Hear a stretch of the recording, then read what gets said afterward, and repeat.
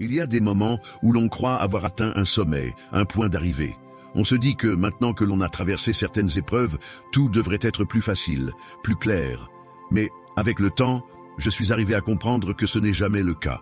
Le voyage spirituel, et plus largement le voyage de la vie, n'est pas une destination, mais un mouvement continu, un chemin sans fin qui se déploie avec chaque pas que nous faisons. Le maître m'avait souvent dit que, tant que l'on vit, le voyage continue. Il n'y a pas de fin, seulement des cycles, des étapes, des transformations. Je me souviens d'une conversation particulière, un après-midi où le ciel semblait se fondre dans une mer de nuages.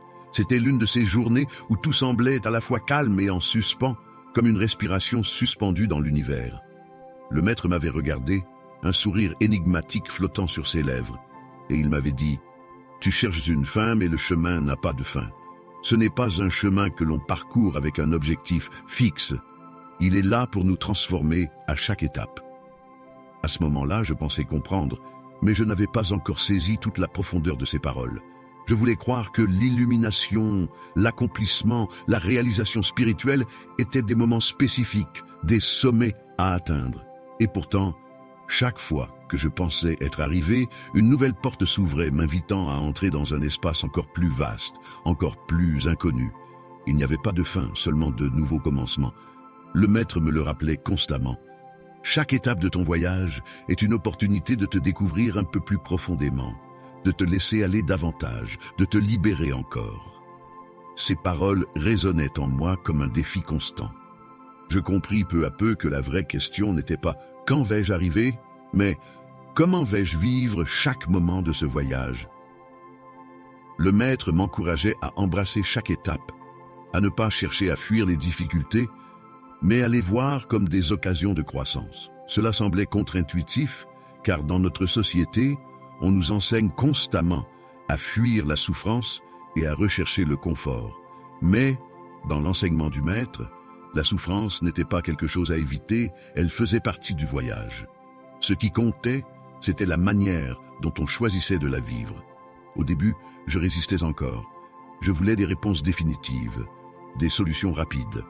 Mais le maître m'a appris à laisser cette quête de certitude derrière moi. Il m'a montré que, dans le voyage spirituel, l'incertitude était un compagnon précieux.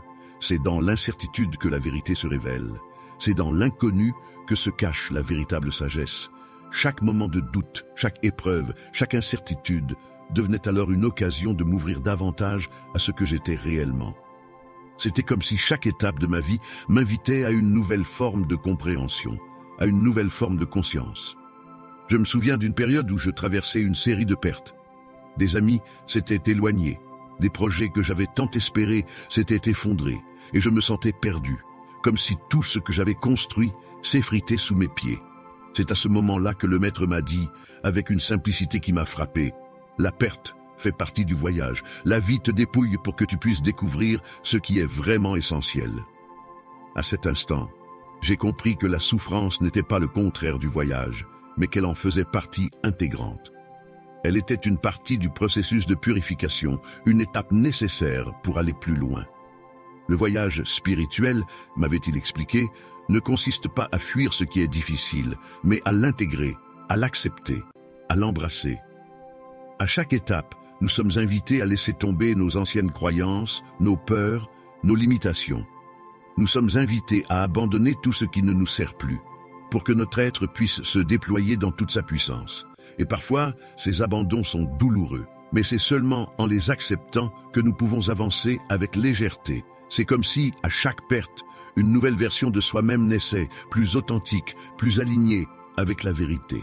Le maître m'a souvent parlé de la nature cyclique du voyage. Il disait que chaque cycle, chaque épreuve, chaque moment de doute, chaque période de doute, était une occasion de se redécouvrir. Mais pour cela, il fallait être prêt à regarder au-delà des apparences, au-delà de la surface des choses. C'est dans ce processus de dépouillement que l'on trouve la vérité cachée. Je n'avais pas encore compris cela pleinement, mais peu à peu, j'ai commencé à voir que chaque moment, même difficile, était une clé qui m'ouvrait une nouvelle porte de compréhension. J'ai aussi découvert que ce voyage n'était pas une aventure isolée. Il était lié à tous ceux que je rencontrais, à toutes les personnes qui croisaient mon chemin. Le maître me l'avait dit clairement. Le voyage n'est pas seulement le tien, il est celui de tous, et chacun contribue à l'élévation de l'autre. Cela m'avait frappé, car j'avais toujours pensé que la spiritualité était une quête solitaire, un chemin que l'on devait parcourir seul. Mais au fil du temps, je réalisais que c'était dans le partage, dans l'échange, dans les interactions avec les autres que l'on se transformait réellement. Chacun portait en soi une lumière qui pouvait illuminer l'obscurité de l'autre. Ainsi, le voyage continuait. Parfois, il me semblait que j'étais à un carrefour, ne sachant plus dans quelle direction aller. Parfois, je me sentais épuisé, perdu dans la multitude de choix et de chemins possibles. Mais chaque fois que je revenais au maître, il me disait « Il n'y a pas de mauvaise direction, seulement celle que tu choisis de suivre avec pleine conscience. »